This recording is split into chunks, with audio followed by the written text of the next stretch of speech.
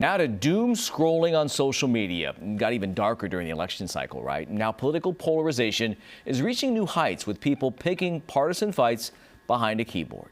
Hunter Sowards is here now with how to maintain civility during a time people feel deeply divided, Hunter. Yeah, guys, we have all seen this, especially circulating on social media. It can act like a sort of megaphone for division.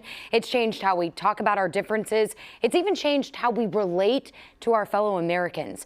We're getting answers on ways to protect your own peace and see people for more than their political opinions. You treat politics like it's a reality TV show, it's going to be one. And what makes good reality TV? Drama and division. In the digital age, that drama, it's hard to escape. There's going to be winners, there are going to be losers, there are going to be people who feel terrible, there are going to be people who are really excited and happy and want to celebrate. UC Merced philosophy professor Hannah Gunn says after a historically partisan political cycle, posting online can put those differences under a magnifying glass. Because the technology is itself addictive, it draws us in. The addictive nature of apps like Twitter and Instagram just add fuel to the fire. You know, basically topic-based words like what people are talking about. Data analyst companies like Skydio are even tracking how post-election politics is impacting how people use social media. You know, there's definitely people who are posting certain things are being unfollowed at a much higher rate. It can be easy to stop seeing people as people and just political competitors, but everyone can ask themselves simple questions before they hit post. Does this need to be said?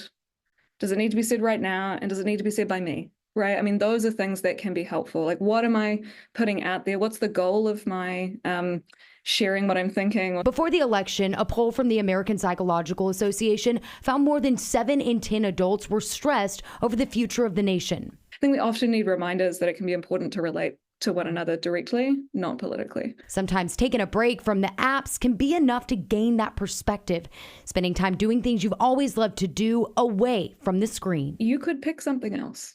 You can choose something else. And social media doesn't want you to think that you can do that. It wants you to think the only thing to do in life is to be online.